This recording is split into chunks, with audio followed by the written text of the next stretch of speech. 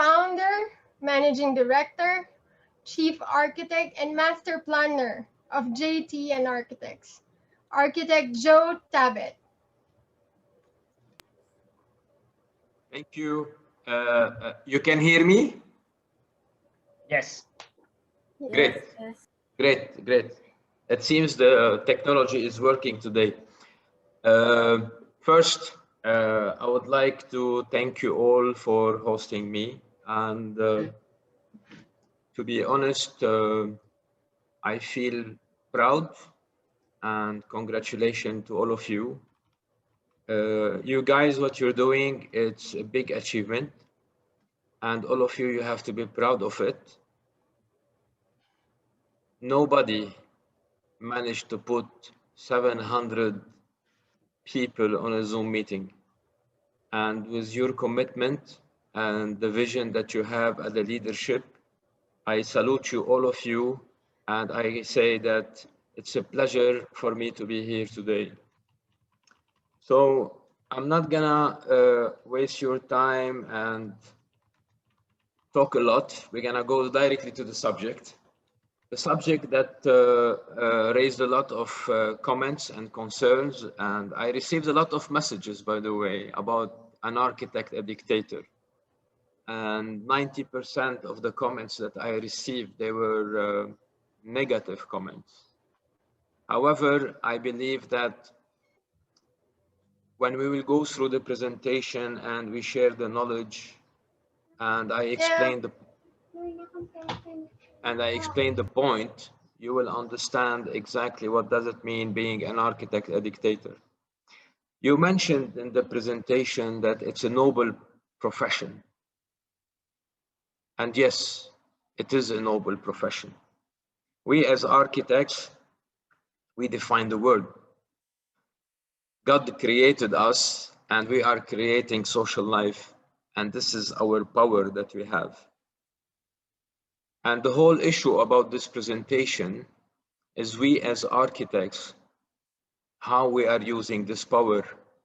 And in the last 15 years, this has been a big concern for me, how architects they are using this power. I'm gonna share my screen now, and let me see.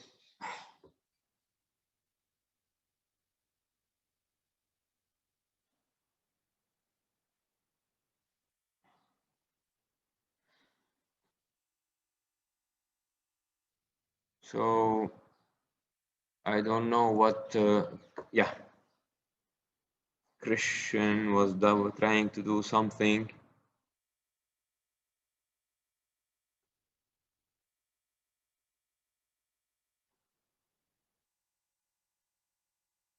You can see my screen. Yep. Yes. Great.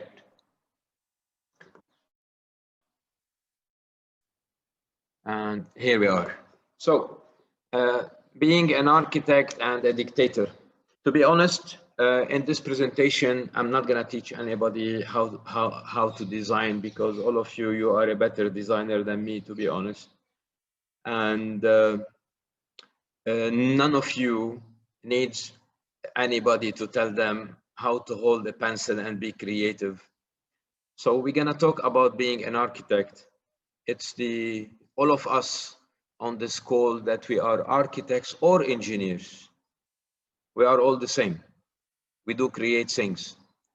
So I'll go through the presentation about being an architect, a dictator, and about architecture and historical evolution. So from pre-civilization, before 9,000 before Christ, to civilization and how things were moving, to the Egyptians and how they started with the elementary arithmetic and more complex geometric typologies, to Greek, where the architectural symbols, they started taking shape, and to Roman, where quality of spaces started to be defined, and to Renaissance, where everything started to be three-dimensional and aesthetical. So the word architecture, from where it does come, it is the architecton, which is the chief builder.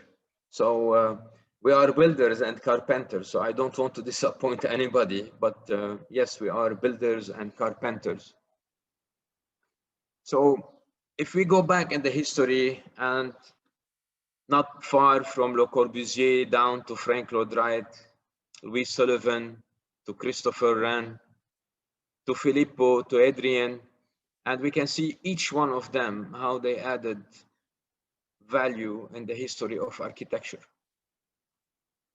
The question is, what is next? And this question is going to be through the whole presentation. So the power of an architect. The power of an architect is a space and scale. We do create spaces. We do create spaces where people, they can live. We do create space where people, they get together, where we create social life. Simply, we as architects, all of you can draw a line, but nobody can understand the power of this line. This line is very powerful. It's a very simple line, but that line on a paper can tell a lot. This line can define a pattern, or this line can create a form, or it can create a direction. And this is how powerful the line is. And here is the responsibility of the architects. This line can define a function. And while defining a pattern, this pattern can start defining a zoning. And that zoning can be at a residential villa or at an office building and even at a master plan.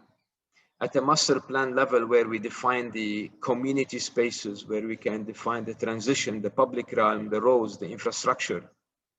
So that single line, that's where it's going. It's going from being a line to defining life.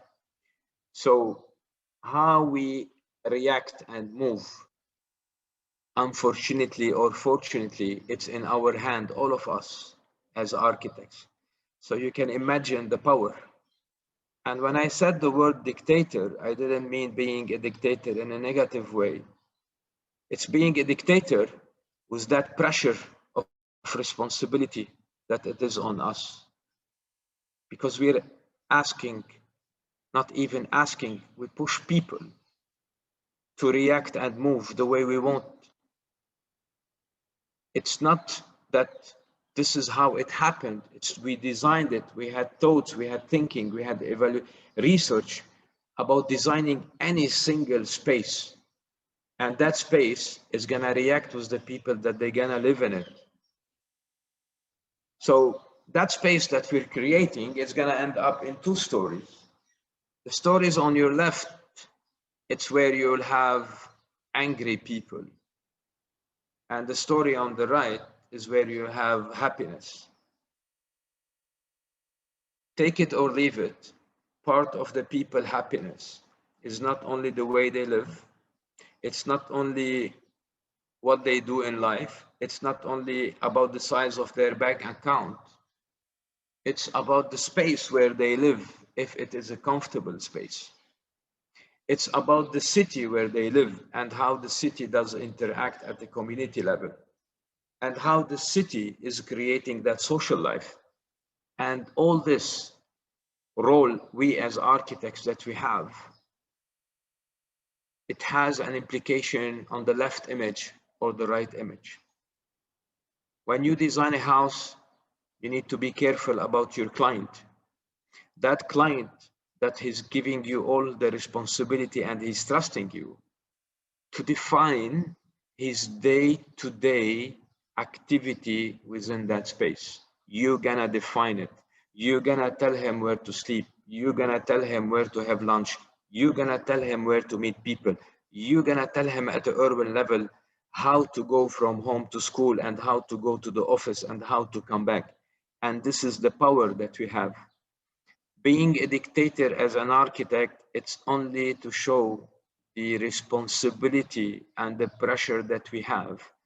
That raised a lot of concern for me personally in the last 20 years, living here in the GCC, where I hope nobody is listening from the GCC, so they will not take me to jail, but there's a lot of mistakes, guys, a lot of mistakes that happened in an urban fabric like Dubai or like Abu Dhabi or like Qatar. Mistakes that you can't fix. You can't fix easily because each building it's costing billions and millions of dollars. So once you have that inspirational line, that line will become a fact, and that fact will be there for 70 years or 50 years or 60 years. So creating a form and defining architecture, the power of creating that form that defines cities worldwide. All of us, when we want to say Egypt, we directly have the pyramids in our minds. And even Egypt, when they go for marketing for their country, they use the pyramids. And the pyramid is an architectural shape. When you go to Roma, you have the Colosseum. It's the same story. And then when you have to Moscow, you have the St. Basil Cathedral. When you have to go to Paris, again, Paris is the Eiffel Tower. Sydney is the Opera House. Dubai is Burj Al Arab. So this is the power of architects. You don't define Dubai by showing a picture of the food of Dubai. And that's the whole difference. So this is the power and the responsibility that I'm gonna put on all of us today. And all of you, you're gonna join me in this journey and we're gonna take it to the next level. And here I'm a little bit upset from Christian because 2.5 years, we had this discussion and I said that we need to team up. That's why I'm proud of all of you, because I see you teaming up and trying hard to break that wall between architects and engineers and try to push the engineers to understand architects. Honestly, me as architect, I don't want to be an engineer. And the engineer, he doesn't want to be an architect. But we can't live in silos. We have to live together. Because I can dream, but that dream needs to be built. And for it to be built, it needs that relationship and collaboration and partnership between architects and engineers. And engineers at the same time, they cannot be architects. With all respect, it's like some people, they're gonna hate me today, but I'm used to it by now. I'm used to it. But I'm saying it's like, you can't go to the baker and tell him how to prepare the bread. You cannot go to an architect and tell him how to do architecture. I will never ever go to a structural engineer or an M&P engineer and tell him what to do with his engineering approach. I will listen to him, but I will challenge him. And this is where I like structural engineer, that they push the bar with the architects in order to make the vision and the dream reality. So assigning a direction, that direction, that simple line that we were talking about, can be a major highway in a city. And that major highway in a city will define the urban fabric, and that urban fabric will define the buildings. And then at the end of the day, you will have a city, and that city has people, and the people, they create communities, they create social life. So this is the power of our line. This is the power of the pencil that we always have in our hand from morning till evening. And we do mistakes. When we do mistakes, when we draw a line and define a highway and create cities, we need to be careful what we're doing nowadays because we need to look for the future. So that line can become a highway, like this road in Seattle. And this is 177 cars, where inside them there is 200 people. So you can see the 200 people without the cars. And then you can understand that the line we did and we created that become a road, it's not the people mistake. It's we provided the road. We provided the number of lanes. We provided the population. And we told them that you're going to use 177 cars. But what is next? These are the people, the 220 on bikes. And this is when you put them on 3 buses and you can see where is the traffic. There is no traffic. And there is no pollution. So we can't run anymore as architects without thinking beyond. Unfortunately, in the last 15 years, architects, they've been thinking about the shape and the form and the building and the aesthetic, but nobody was thinking about the end user. Nobody is thinking about how people they're gonna interact.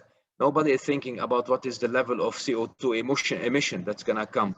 What's gonna happen for the future generation. We keep talking and talking and talking about sustainability, and for me to be honest, a few people around the world, they're doing action. If not, nobody. Everybody is using sustainability for marketing material. And this is a shame on all of us because nobody is willing to push the bar. Nobody is willing to say to the client, no. Why we don't say no? Because we need the cash flow on our books. And the cash flow on our books is defining everything. In the old days, architecture, it was for the snob people. Nobody can be an architect. You need to be coming from a different level. And architecture will happen only for the right people. But now, it's not. And this is the concern. Everybody is becoming an architect, but everybody is forgetting how noble is this profession and how responsible is this profession. And this is the pressure. This is where I'm upset, I'm angry, I'm gonna be always angry. And I left a corporate business to start JT and Partners to be in a position to say no to clients, to be in a position to say no to projects that where we feel we're not adding any value. And we did it. I will not mention names, but Christian, he knows them. I met clients and I told them, I will not be able to deliver this project because I will not be able to add any value to you because you're not going to be listening to me. You just want the commercial aspect and you want to make the money, sell your product, and then move ahead for another product. And this is where somebody has to start somewhere. So you can see the 200 people on the left and on the right, and you can see the implication. It's very simple and it's shocking when you put it in 2 images next to each other and you look at it and say, oh my God, that's it. We are creating everything. We are destroying a lot because we live in a very fast track world and nobody is giving it that time for rethinking things. So Talawando mentioned, I believe that the way people live can be directed a little bit by architecture. And from here, the title came, An Architect, a Dictator. In my opinion, Tadao Ando was very humble when he said a little. It's beyond a little. This is the power that we have as architects. This is the power that we have as urban planner, because we think three-dimensionally. We think in a different approach, different way.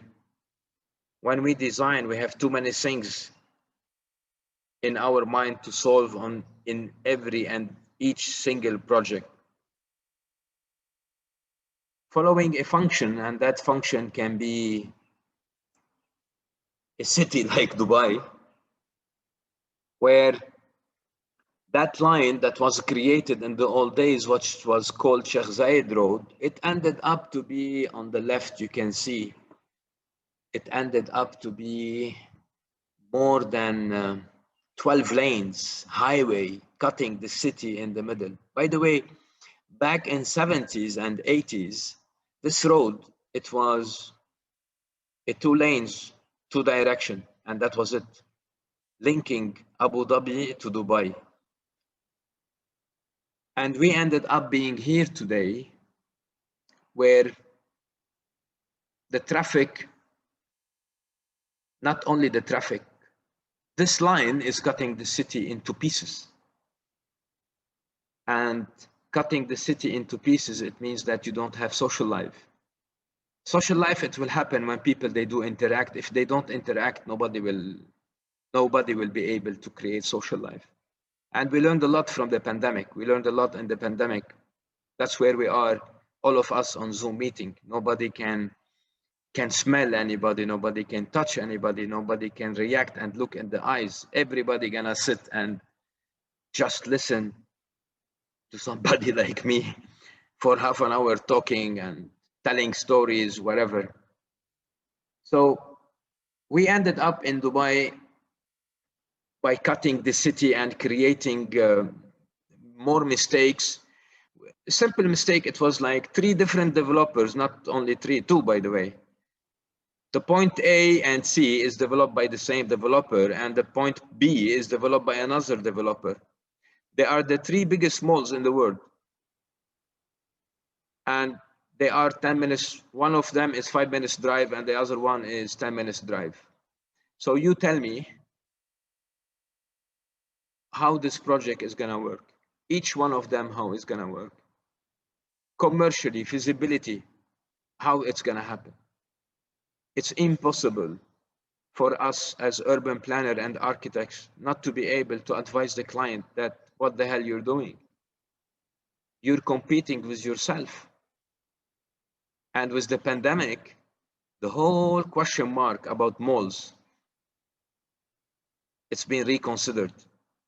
But the structure is built, and this is the power of our line.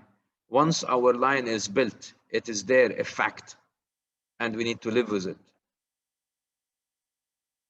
So we ended up growing in silos, unfortunately.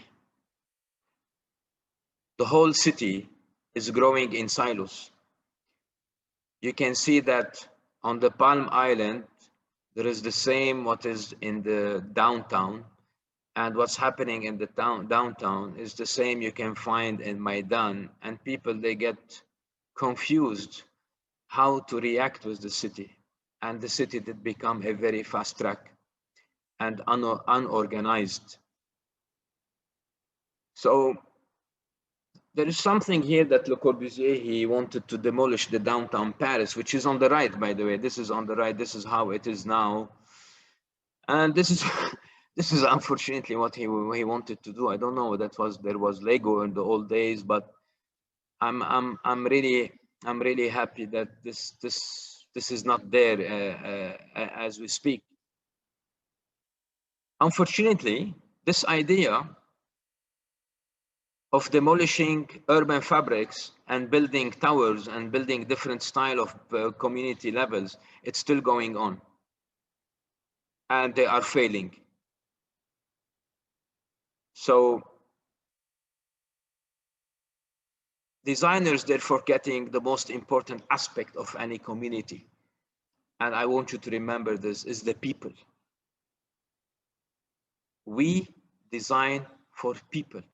None of our lines that we draw is gonna be used by somebody else or something different than people and a human being.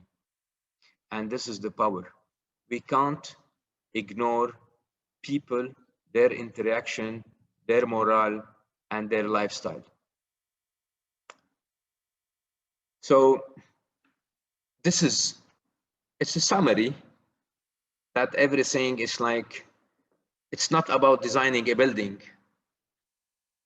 and putting a couple of lines for at the urban level. It's like how we end up to see how the people, they're gonna engage with the community around them, how these communities, they're gonna work together, how the lines that we're drawing, they're gonna become roads, they're gonna become schools, they're gonna become retail, they're gonna become different things. So whatever good things we build end up building us. And this is what I mentioned in the beginning about the left image, which is sadness, and the right image, which is happiness. A small example that about the Madeleine in Colombia, and all of you watched on Netflix El Chapo. You know the story about the city and how poor the people there, and the crime rate in the city, until one of the, in 2004, Sergio Fajardo, that one of the most important figure, he came and he did put couple of architects, many architects all together, and they said how to take the city from this photo on the right, on the top, down to whatever you see in here. And that's where they started to work on the city infrastructure at the urban level and creating a proper spaces. And one of these proper spaces is the school in Medellin, up to a level that in the beginning, people going to work, they didn't have a place to put their kids in, like the nurseries. So when they created the school and this nursery, they created an open door for the people to go to work and make sure that they are raising their kids for the future, the new generation. So you can imagine the change at the urban level, how it did change the community and how it's changing the social life. So we design the present with an awareness of the past for a future which is essentially unknown. Unknown because a year ago, we didn't know that we're gonna have a pandemic which is killing us. We didn't know that I'm not gonna be able to hug my mom for 6 months, and I need to do the PCR test and quarantine for 2 weeks until I can go and hug my mom and smell her. Imagine the pandemic, what it did to us. So the future we don't know. And this is another challenge for architects. When we talk about the future, we talk about the global warming, we talk about the word sustainability, we talk about ice melting. So the global warming awareness, we thought that it started in 2006 with Al Gore. To be honest, it started in 1824. It took us, I don't know, somebody needs to do the math, 160, 130 years until 2006, until the whole issue started. And in 2013, they announced the whole process. And the movie in 2006, the Inconvenient Truth, that Al Gore initiated, and everybody didn't like this person because he was showing facts. And since 2006, the global warming, it's everywhere. National Geographic, Time magazine, everybody is talking about it. Everybody is talking about it. But what we're doing about it, that's the question. We started seeing reports about ice melting. We start seeing corals in the sea. You can see this picture between 2014 and 2017, and then things how the coral died from the pollution. So the clock is ticking. What we're doing nothing. Yes, don't take me as rude. I'm being just straightforward. So there is a lot of change that happened between solar power booming. Between 2006 and 2015, there was an increase in the number of 6,800% more solar panel increase. This is not enough. And then the electric cars in 2006, it was the electric car, it was like a nice technology, and now you have more than 2 million cars. And the wind power, it did advance properly from 2006 till now. And the carbon emission still rising. So we're doing a lot, but this shows that we're not doing enough, and we will never be able to do enough if we're not gonna act. And this is my concern, who's gonna act? Still, with all the changes that they're trying to do, you still have that the sea level is getting increased. And in 10 years, it went up by 33 millimeter. So if I give a small example in here about sustainability, I just wanted to put it in numbers and in the graphics a little bit. This is a project where we'll put a structural engineer, a mechanical engineer, an architect all together, because they went to site and with miscoordination, they found that the duct is hitting a column.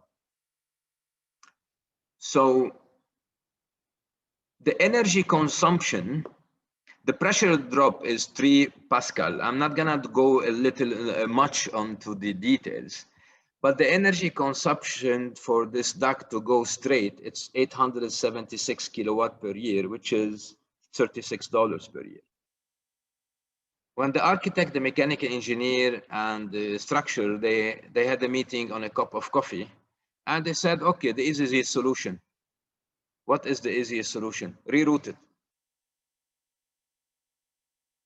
By rerouting it, the energy consumption cost went from $36 to $900 per year. For this duct, the $900 increase is peanut, it's nothing. But imagine that duct is happening on 50 floors, and then that duct is happening on 100 buildings, and that 100 building is happening on 170 cities around the world. And then you can imagine the energy consumption. The energy consumption went from 876 kilowatt to 21,840 kilowatt. So for you just to feel it, because we're not gonna give a lesson, I'm gonna tell you what it is, that increase per year. It is a power generated by turbine, which is an average, it's enough to power an average US hold for 6 months. It is over 110,000 trips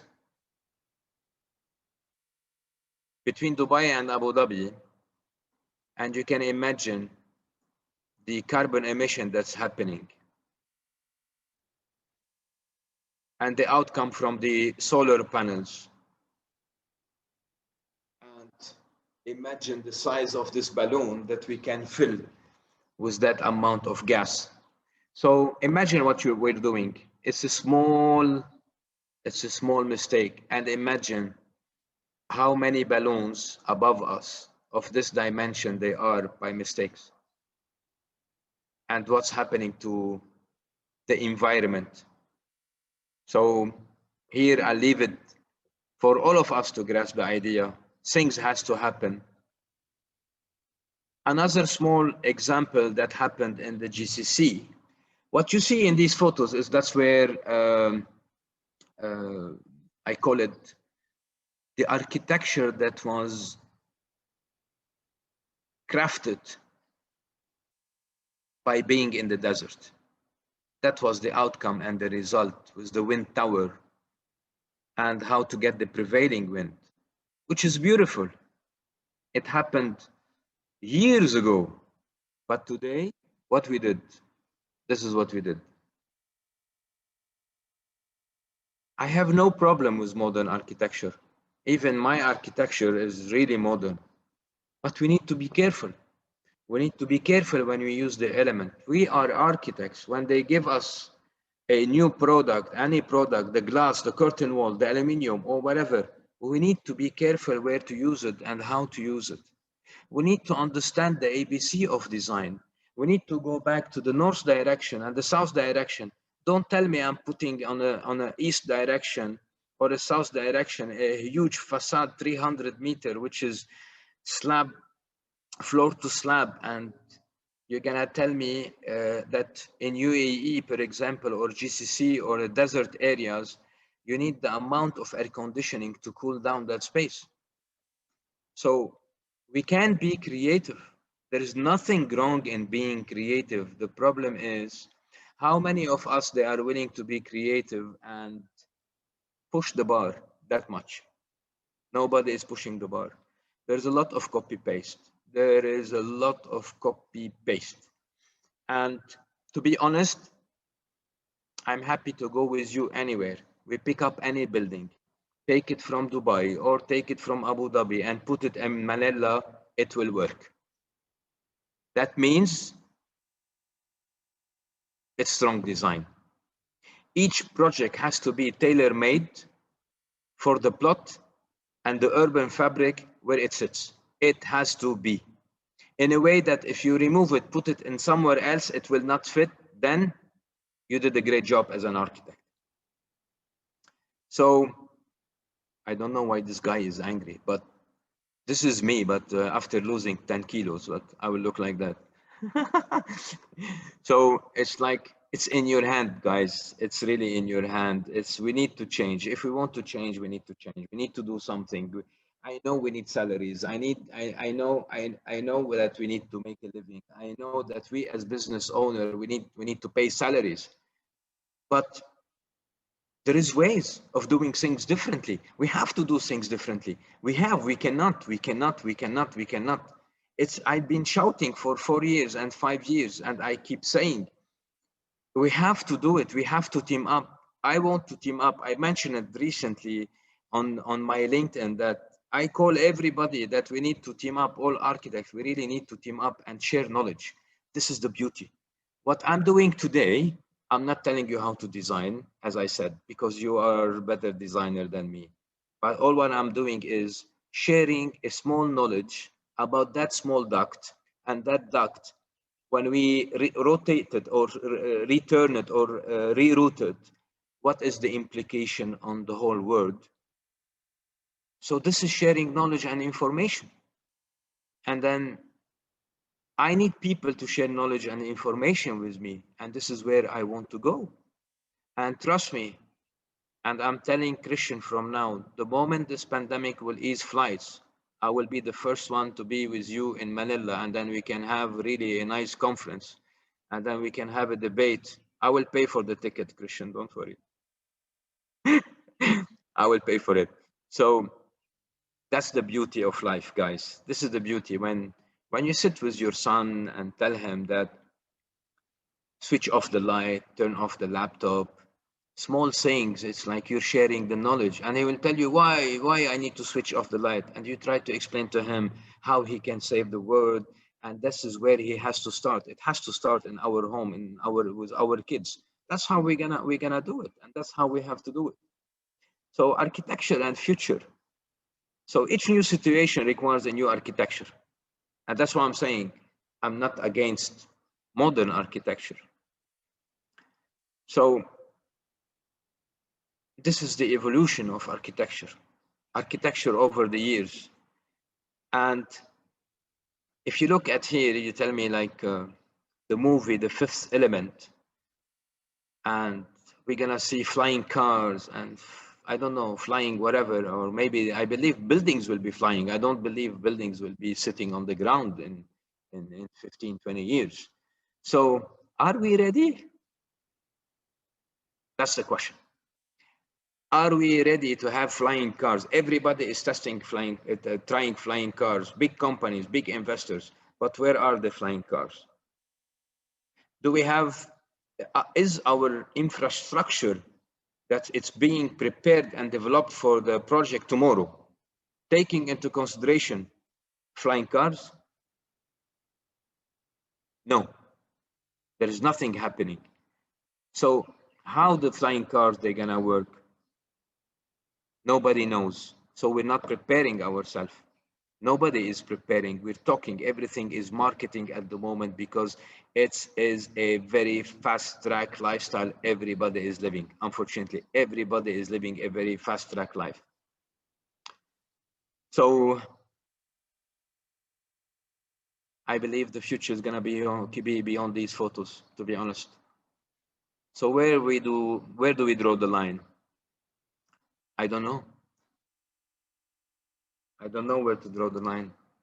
At the moment, my line started by sharing knowledge, by calling people to team up, by shouting a little bit, by taking a risk on saying, being honest and saying the truth. If we want to go to the future, are we gonna stay conventional? Are we gonna keep worrying about the cost and the climate pressure and the highly fragmented? There is all these things. Who's looking at them? Everybody tells me how the world's gonna be after the pandemic. Look at me, all of you. The moment the pandemic will ease, all of us, we're gonna go back to the normal. Emotional, we're gonna be emotional. All of us, we're gonna be emotional and we're gonna be flying again and then we're gonna be partying and we're gonna start doing things the same way we used to do before. That's a human being. We've been locked down for 14 months. Maybe not totally in our room as a jail, but we are in big jails, in cities. You can't go from city to another city. And I know the lockdown procedures in Philippines. To go from a city to another city, you need to quarantine for 2 weeks within the country. So this is how difficult it is. So are we ready for the future? Are we ready for the 3D printing? Where is the 3D printing in all what we're talking about? Am I still gonna be able to draw a line and 3D print it? Are we doing enough research? To be honest, yes. There is part of the world, in Australia, in Germany,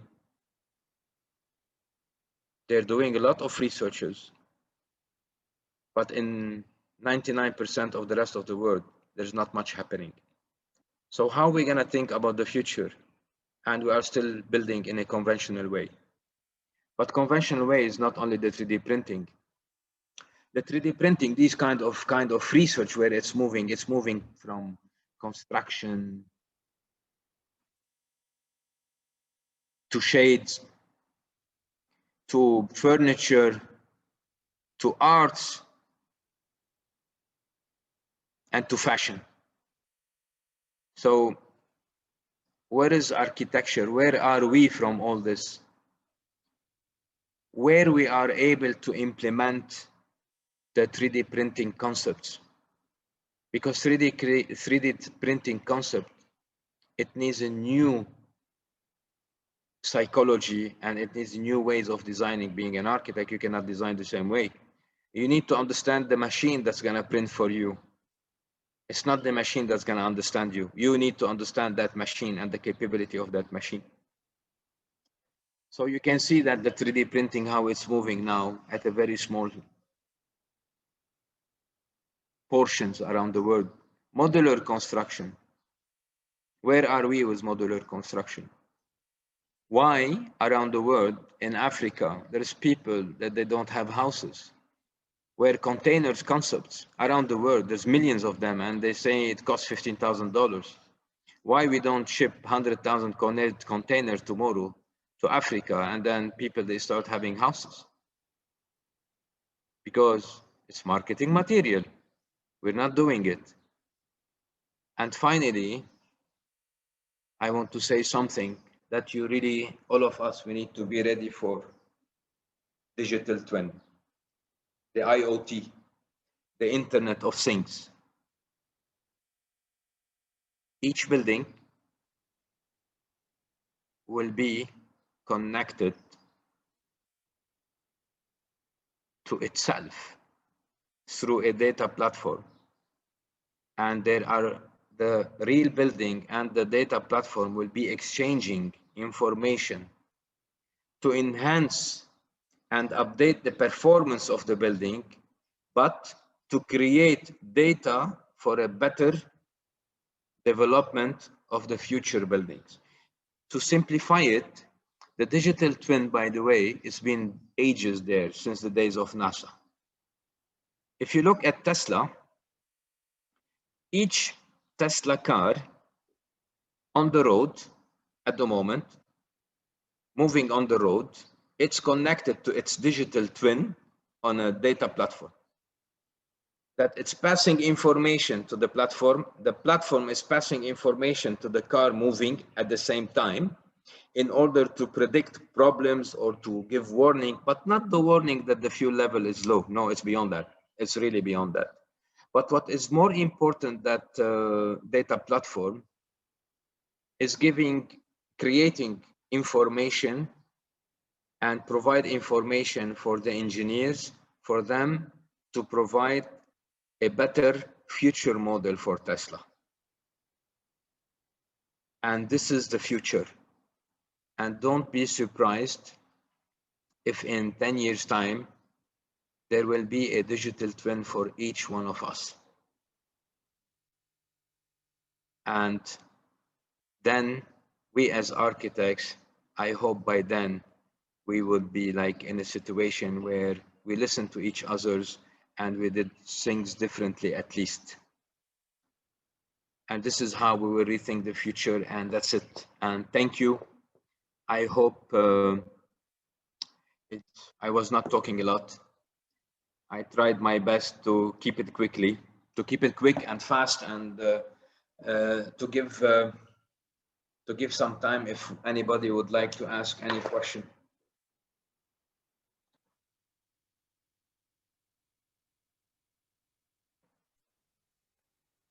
All right. Okay. Thank you so much, Joe. But we need you, Joe, here. So yeah, stay put and yeah, don't leave us yet. We're going to have the reaction first from our reactors. Maybe call on CP Nico of Cebu, Jesus, CP Jesus of Bahrain, and CP Ronnie of QC Elliptical. Okay. Thank you, CP Christian. Okay, wow. Thank you, Mr. Joe Tabet. It was a very insightful talk. As we know, the word dictator is such a negative word, right? So, but you've made it, you've reimagined it, and you've given it in a positive light in context to our business and profession. A simple takeaway of mine is I truly agree that the power of the architect, the power of the designer, though, you could really do it the other way around, where the client or the user will have to dictate or define his or her building. But really, more often than not, with peace and love, the user doesn't really know what they want. And it is the responsibility of the designer to define the space. So we should define the space, but of course with the inputs of the owner, right? And we have to learn the user's lifestyle, his schedules, his aspirations, his goals, and then in turn, our clients will become our friends, and that's a very nice thing. Now you mentioned the power of the line. It's a very basic, but a single line makes a difference. As just like in a single line is it makes a difference as the first step of a stair, or a single line defines the change of elevation or plan. Is very powerful, very basic, but sometimes we tend to forget. It's very good that we are refreshed with this, Architect Joe. We are very honored for you to share your time and your philosophies. My pleasure. On behalf of the Cebu architects and all the attendees, would like to say daghang salamat. So, CP Jess of Bahrain chapter, any thoughts? Yes, thank you, CP Nico. In behalf of Bahrain chapter, hats off, Architect Joe Tabet. It's a very refreshing. It's a very direct to the point. You know, an architect should dictate rather than be dictated upon, because we've learned on how important a line is, how important one point to the other point, and where does that point lead us. Uh, One take is that a project should be tailor-made to a particular site and not a copied project, because a project is a sensitive topic to each client and of course to the client. Um, we if we like your concept, we are here in Bahrain, we see more of a wind tower, and as we talk to our clients, you should emulate the old designers, the old architects, because they are more brilliant than we as an architect now, because we use glass, we use concrete. No, previously they use mud, they use wood, they used convention, which is more adaptable to the climate, not against the climate. Thank you. My I pleasure. think you will be a good leader to move this forward, to have an advocate for our architects to relearn what they have learned already, and to rekindle, the concept of a being architect. Again, in behalf of Bahrain chapter, Architect Tabet, we will be very happy to invite you here in Bahrain. We are only Soon. neighbors. Soon. All right. If you have a All right. project here in Bahrain, just shout out. Thank you. Thank you. Architect Christian? Yes, we have Ronnie Biando of QC Elliptical chapter.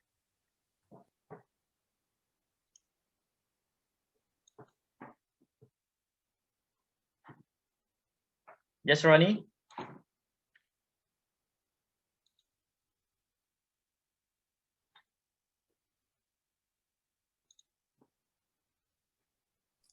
Is he muted or? Kindly unmute yourself. Architect Yeah. Ronnie?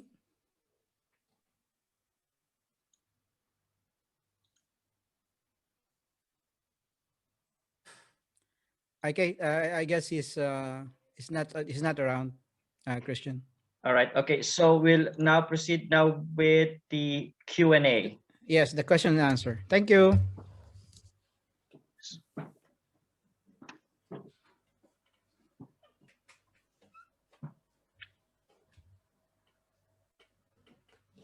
Oh, yes, Ronnie Biando is here. So Ronnie, can you unmute yourself, Ronnie?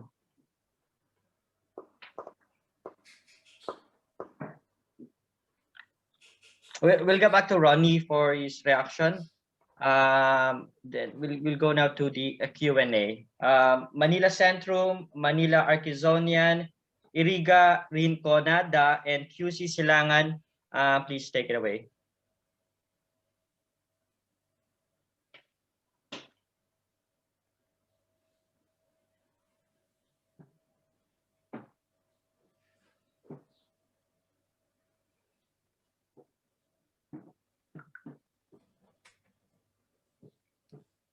CP Migs,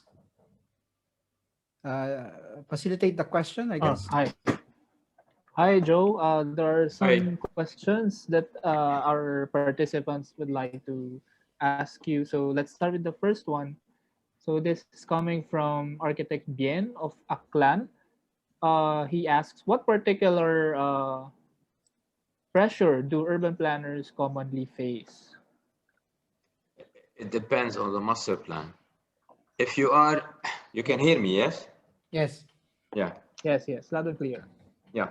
If you're planning a city from scratch, I believe that the pressure is very less than remaster planning an existing city. Because an existing city, when it was developed, let's say 50 years ago, it was tailor-made for a specific community, for a specific population, and positive, negative spaces, they were tailor-made around all the criteria. So 50 years later, when you're gonna redesign it, remaster plan it, there is a lot of pressure and there's a lot of history that you're gonna take with you in order to do the whole remaster planning. If it is a city from scratch, I will say to the urban planners that they need to attend my presentation before they do any single line. So look, urban planners, they define how we live at a big scale. So the pressure on them is there is a big responsibility, and that responsibility, to be honest, it's something like when you build a small house, it's going to be there for another 50 years. It's going to be like the 3 buses that you can put the 200 people in 3 buses, or you can make that 20 meters or 25 meters wide road, and then you can increase the CO2 emission. There is no pressure. I believe it's how much the designer at the urban level or an architect is willing to give it that extra mile of thinking. And this is how I will put it. It's not a pressure. Are you willing to take it the extra mile, or you would like to remain conventional? So I would like to put the pressure on them, to be honest. Yes, I agree. It's actually also the burden of the policymakers. Who are the policymakers for a particular city? So, and as architects and as planners, we also have a very crucial role on how to even educate them, so that we can adhere to one goal of creating sustainable cities. Thank you for that answer, Joe. Let's move on to to another question. Again, from the same person, from architect Bien again. How would architects develop the balls to say no to compromising projects, like projects that go against the ideals of the architect's design? What type of balls? The metal one. Look, I said it in the beginning that all of us, we need to make a living. You know what I mean? But when the architect is confident about his idea and about the thoughts and about the research that he did, the word no, it does become very simple, because you will not say it. Your presentation will say it. It's your approach to your client will say it. It's not just to stand in front of client and tell him, no, Mr. Client, no, no, no, no.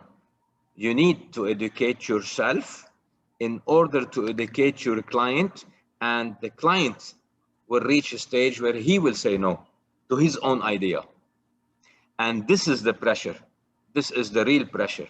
And at the same time, as you mentioned regarding the urban, at the urban level, when it comes to authorities, all the municipalities at the moment that we are dealing with, they are not approachable anymore. Imagine, they are not approachable. So any decision that they're making, even if it is wrong, we are not able to fight for it. But this is what has to change.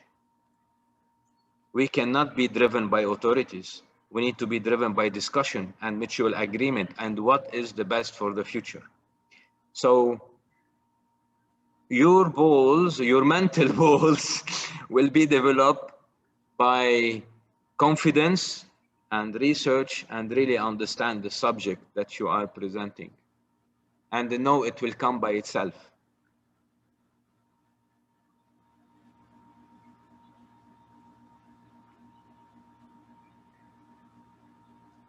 All right. Okay. Thank you. Thank you.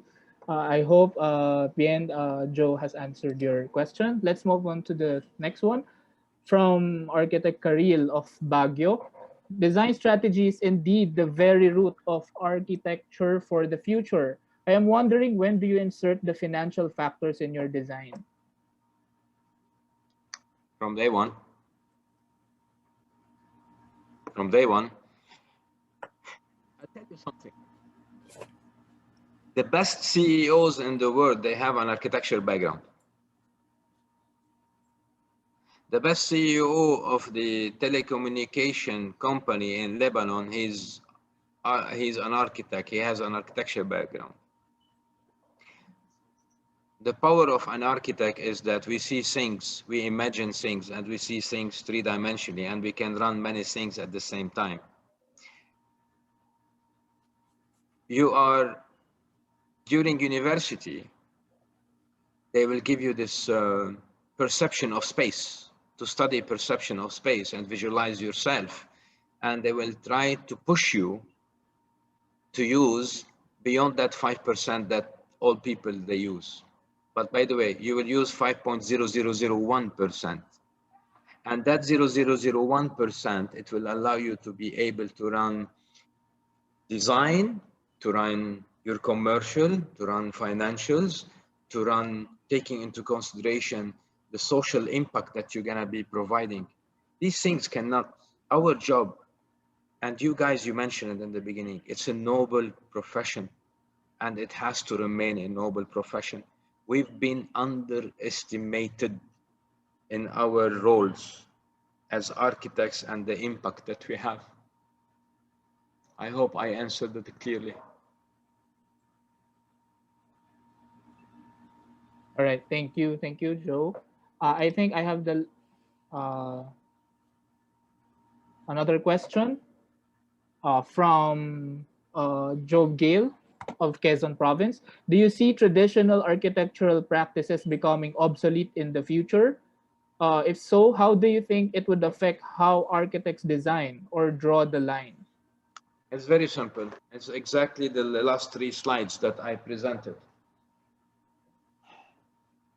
We can't stay conventional. We need to understand. Look, it's like the dentist or any doctor. They go every year on seminars and they go every year to learn new methods and new surgery methods and new products and new medicine. We as architects, creativity, it's like the muscles. If you don't go to the gym and exercise, your muscle will reduce. Creativity is the same. So we as architects, if we're not seeing the digital twin coming, if we're not seeing the 3D printing, if we're not seeing the sustainable issues and how we're gonna change, it has to change. It has to change. We need to be careful that if there's gonna be a flying cars in 10 years time, you cannot be traditional anymore. You need to think differently. If the house is gonna be talking to you, you can't be traditional anymore.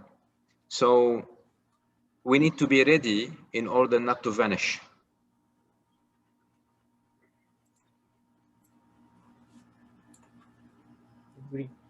All right, Architect Mix, no? We have some questions in the chat box. So let me ask some of questions. I think I have one more from my end. All right, okay. This is from Alexander, from a graduate, an architecture graduate from Tarlac. Everybody keeps talking about moving forward, about how we should take the next step, but do we really need to? Or we need to step back and evaluate? What should we consider as progress? Is it always forward? To be honest, it's up to you. You would like to step back, evaluate, and move forward, it's up to you. But you're gonna move forward in all cases. To step back and evaluate and stay there is a problem. So, yeah, it's always, by the way, it's always you move and then you stop, you rethink, you evaluate, and then move again. And then you stop, you reevaluate, and then move again. Yeah, for sure. It's part of the evolution. It's part of getting better. It's part of the process. All right. So thank you, Joe. That's it from my end. I think I'll be turning over the next presenter of questions. There are more questions coming in. May I call on Architect Jojo to raise more questions? Hi, good evening, Architect Joe. So it's very, your talk is very significant and very timely right now, and very basic to advance informations regarding our technology for now. But I have a question here in the chat box, but I will just read it. From this one, this question is from Wapga Tarlac. The question is, everybody keeps talking about moving forward, about how we should take the next step. I But think We answered already this. answered that one. Yeah. I okay, yeah. yeah, okay. Next question. This is one from Bahrain, Ramon Angel. All of the stakeholder, we know what we are, not the dictator, but the client, especially client nowadays, hired architect to be their advisor as well. How can you tackle this? Look, I will go back to the same subject. We are all here to make living and to get our salary, but this is not enough. You need to do something. You need to start somewhere. You need to be fulfilling your task and your job. For me, I will be very simple because there's a lot of common questions that I saw about the subject. Any clients that comes to you asking for a project, that kind of client, he doesn't know. He's not an architect, or even if he is an architect, he doesn't practice architecture. The best way is that listen to him carefully. Architects' ego has to disappear, and you need to keep the positive ego. Being an architect and a good listener, it's $1 billion answer. So you will listen to your client, you really understand what he's saying, and most of what he's saying, it might not make any sense to you, but you need to take it, absorb it,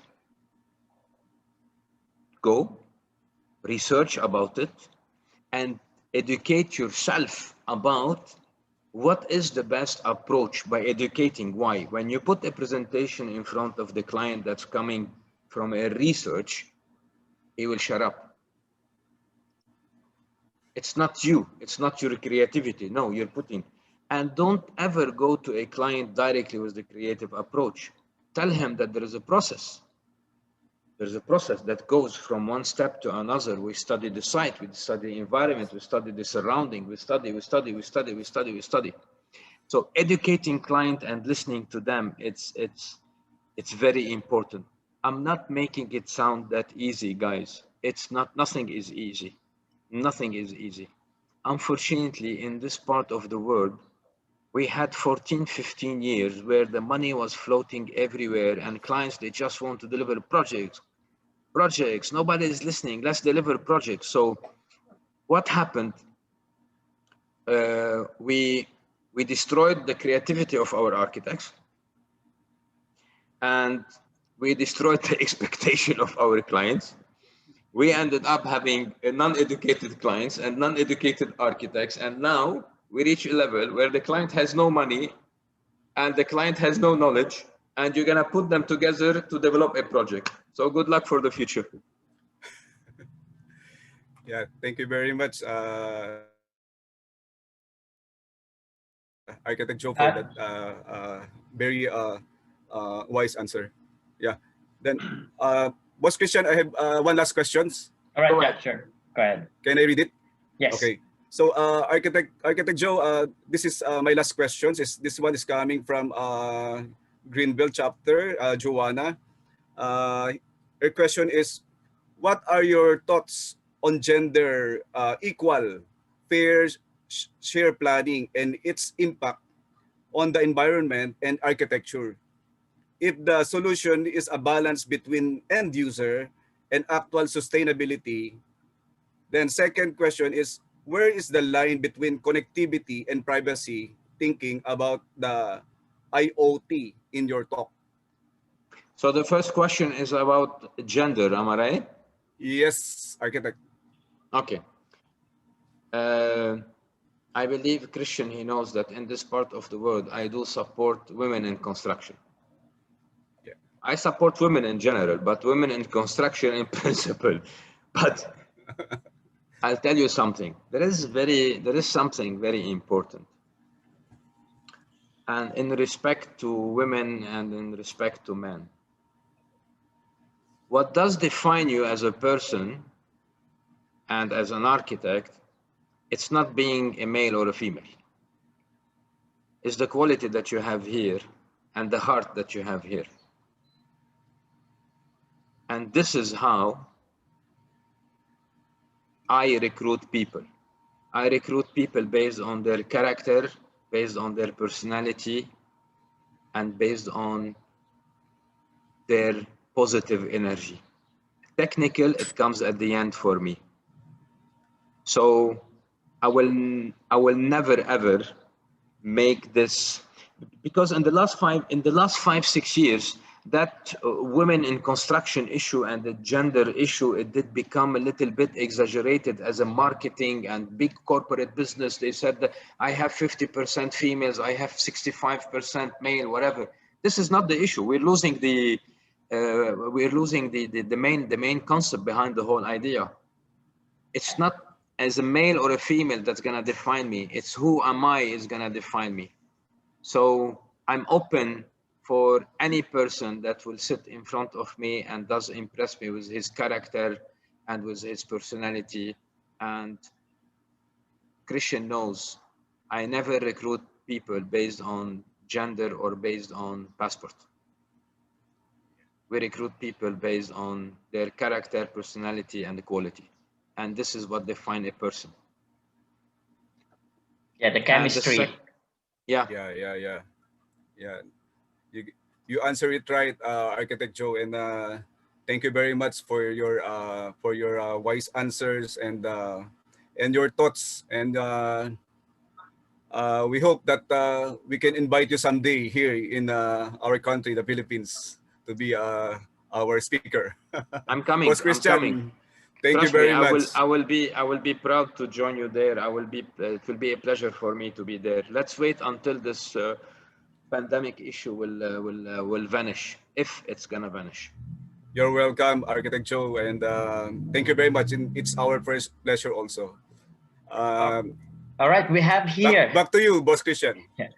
All right, so we have here my Joe. I want you to meet my former boss, Architect Felino Palafox Jr. He's one of the celebrated architect in our country, and he's in Southeast Asia. So yeah, Architect June, sir, boss. This is Joe. Thank you. It's a pleasure. It's a pleasure meeting you.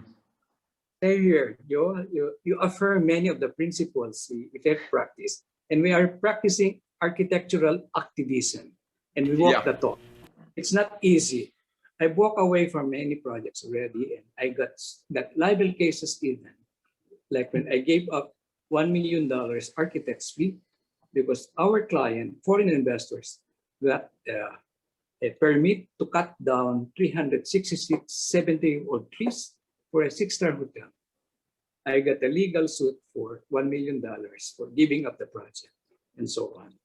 And it's good. But at least you are able to sleep at night.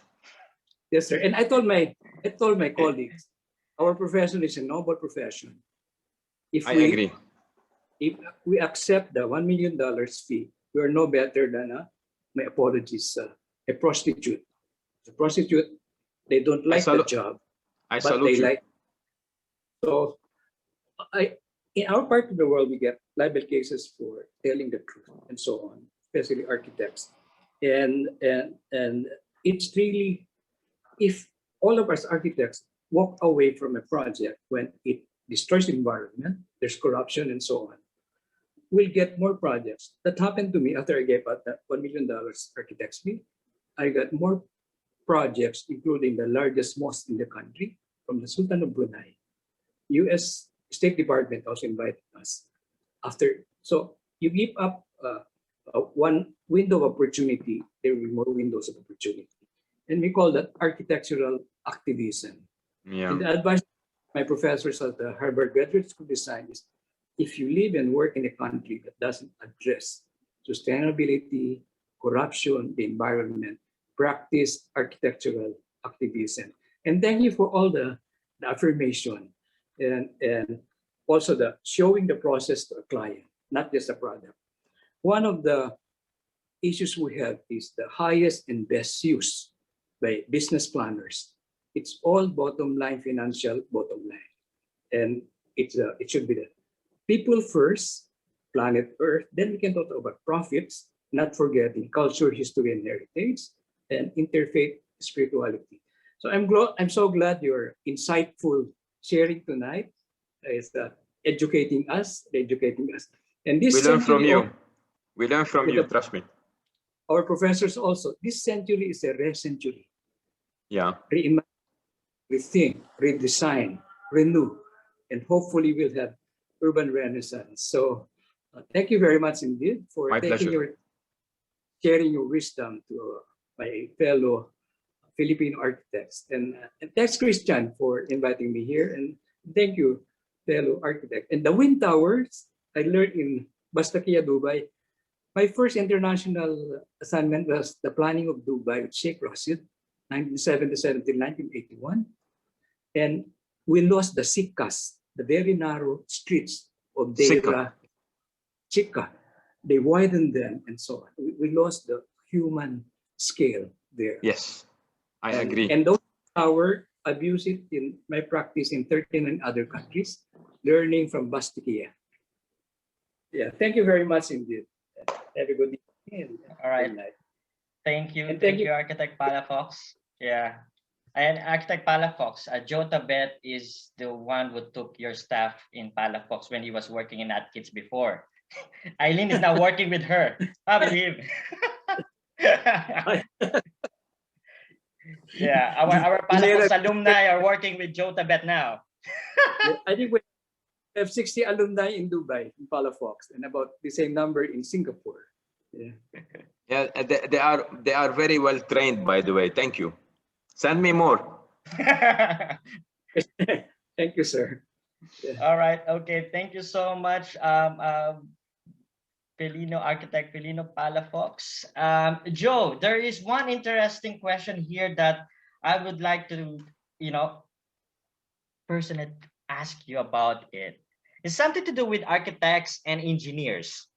You heard about that issue between us in the Philippines. That there is definitely no distinct separation of part of responsibilities for each discipline. So the question, one of the question here, trying to find it. Just say it. Here, we're live, and we're live in the Philippines. So I have politician friends and relatives. No. Okay, the question is from Flora May Acevico. Here in the Philippines, some engineers do architectural design, which architect must done, and they kill the profession of the licensed architect. This is also build a gap between the two professions. If that's so, I just want to ask you your position on how are we able to stand on our ground as an architect. And yeah, thank you for the answer. So that's from Flora May. To be honest, if there was no corona, I would join you and we go down on the street, and we will not come out from the street until they will change the rules and the regulation. That's how I will do it. So, look, I mentioned it before. We are artists. We do create. It's like at university, they with the different courses that we take, they help us to open up our imagination and see things three-dimensionally and even at the fourth dimension, like Picasso. So, And that's what I mentioned in the beginning. Me as an architect, I don't want to do the job of an engineer, but I don't want the engineer to do my job at the same time. It's very simple. So if it is a regulation, or there is no protection from the authorities that the engineer cannot do architecture or whatever, I believe that this has to be changed at that level. The common practice worldwide from 1,000 years ago is that the project will be initiated by the architect. Now you're gonna tell me that there is the exception of Tadao Ando, but Tadao Ando is a structural engineer. He's not a structural, he's a carpenter even. You know what I mean? But he did prove that he is an exceptional architect. But at the end of the day, he didn't do the engineering. So for me, to be honest, and me, you know me, Christian, I'm very honest. It's impossible. I will not allow any engineer to do the architecture of any project. And I will not come after an engineer and massage the project to turn it into architecture. I will not do it. I will not do it. I will not do it. If he wants to do the architecture, let him do the architecture and the engineering himself. I will not interfere. And this is where I take the word from architect Palafox and say, no, I'm out. I'm out. So it's either it is a regulation that has to change, or it is an attitude that we will stop by fighting and doing whatever. I will not accept it. I will not accept it. I will not accept my years of experience for. I will never tell a structural engineer about the dimension of the column, but I will challenge him about the dimension of the column. But I will not take his role. So nobody can come and take my role. We need to team up. We need to work together. We need to work together, not for the engineer to come and tell me this is the project and you end up being his draftsman. We are not draftsmen. We are the creator of the simple line, and that simple line does create a lot of things. The thing is, Joe, because who does the law? It's the politicians. And the politicians, a lot of them are in construction and are engineers. So that's I want to take Architect Palafox's point of view on that. What's your take? Yeah. You know, I've spoken to several congressmen and senators about it. And I told them, we have so many, forgive the language again, I told them, we have so many stupid laws that make our country less competitive. And I was warned, Architect June, please don't call it stupid. So I told them, Jurassic laws. 1977, when I was named Hart, invited to work in Dubai, the planning department, it was under the engineering department. And we architects and planners were able to change it, equal to. And everything that's done during our time, even a road project, must first go to the urban designers, the architects, the landscape architects, before the engineering. But in our part of the world, it's contractors designing even our roads and bridges. So it's really, I think we can have a competition among us architects, list down the stupid laws we have, and together we can write to the legislators and speak out. Let's not be afraid. Because in my office, we have engineers, but they sign the structural design. I don't sign them, mechanical, electrical. And we architects, we sign the architectural plans. We don't let the engineers designers the same. We work together collaboratively, but each to his own specialized discipline. It's really a stupid law. I cannot find a better language than that. Really very stupid. Thank you. And the thing is, Architect Palafox, it's so unfortunate for us, you know, looking on those big architectural firms in the Philippines, they don't speak out. Those architectural, yeah, I mean, there are a few big companies, yes. Maybe our architects abroad, you can write the legislators. This is a practice in my part of the world, which we can upgrade the practice of the professions in our country. In fact, they would listen to you. Let's say We have 50,000 architects. How many are practicing architectural activism? How many of us? We talk and talk about it, but no, who are writing to the congressmen and legislators? The media is available. I get libel cases for me, articles in the media, but it's okay. I'm still around. Yeah. Okay, I'll bring Joe with agree. me. I agree. The media. I will join you. Trust me. I agree. The media is very strong nowadays. It's very strong. Even social media. Yeah. You see the Arab Spring. The Arab Spring happened from the media. Yeah. They removed presidents. All right. I mentioned. I didn't mean the president of Philippines. No. All right. Thank you so much again, Architect Palafox. Very nice conversation. Sorry, yes. I batted in. That's a No, it's a pleasure. It's a pleasure. Yes, sir. But I'm glad it's an affirmation of what we are, a few of us are doing, of what I'm doing. It's an affirmation. So I feel good about it. Thank you, sir. I salute you. I salute you for that. All right. Okay. So now, Architect Joe will go now to, before the reading of citation. Let me call on Architect Faust Orculo, our Director on Committee on Professional Practice and Development, UAP 124 Dubai.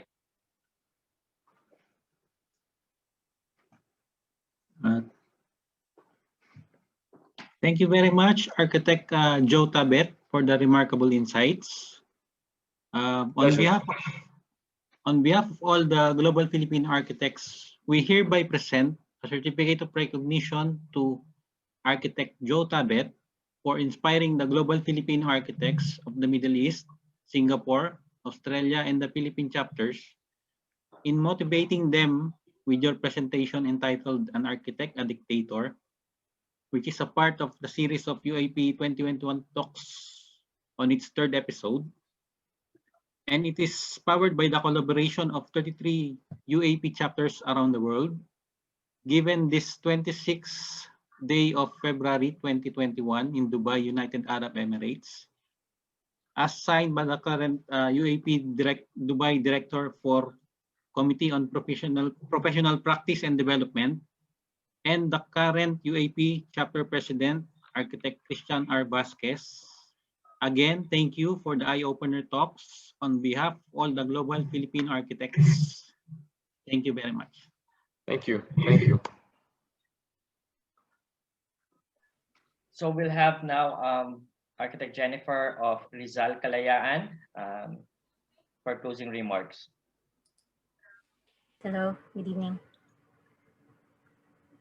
On behalf of my fellow global architects from the 35 chapters of the United Architects of the Philippines, I would like to thank our guest of honor and speaker for this evening, Architect Joe Tabet. Thank you for sharing your knowledge and experience in our profession. I think what you have shared with us tonight will truly inspire us to continue doing what we do as architects and make the changes that we need to do as well. Thank you for enlightening us and reminding us about the power of an architect and the responsibility that comes with it. The things that we have learned tonight are definitely lessons that we will take with us and hopefully bring about that change that we desire for the betterment of our country. We would also like to thank the 770 participants who joined us tonight and the 140 plus viewers on our Facebook Live. A total of 900 plus people tuned in. Thank you for supporting this collaborative project of the Global Architects of the United Architects of the Philippines. May you continue to support the upcoming projects that we will still have this year. We'd also like to thank our generous sponsors, FPQ Travel and Tourism LLC and TMG Cargo. Again, thank you to everyone who took the time to be here tonight. May this talk spark the change that our world needs. We have a few more announcements to make, so please do not leave the call yet. We'll also be having the most awaited raffle for a chance to win the trip to Dubai. And a chance to meet Joe Tabet in person. Yes, and a chance to meet Joe Tabet. Right, Joe? Yeah, for sure. I'm ready for that. And pass your CBs. And bring your CB. Thank you so much, Joe. Thank you so much, Joe. No worries, guys. No worries. We appreciate your Thank you. time. Thank you. Thank you for the support. And yes, there are a lot of people asking for a repeat. Part They 2. really love you, Joe. The Filipino, Again, Global Filipino again. loves you. Yeah, for sure. Anytime, anytime. And if there is any list of question, Christian, you can send it to me, and I will be more than happy to answer all the questions. All right. Okay. And for sure that you know me, I'm a supporter for you guys, all of you. I'm proud of you. You guys, you're doing a great job. Me seeing this number of people on one platform, it makes me feel proud. And as we say in French, l'union fait la force. So being all together is gonna give the power in the future, and I can see it coming. I can see it coming. Well done, guys, and salamat. Thank you so much, Joe. Salamat Keep din. safe. Maraming salamat. And yeah, see you soon. Shukran, Katir. Salamat.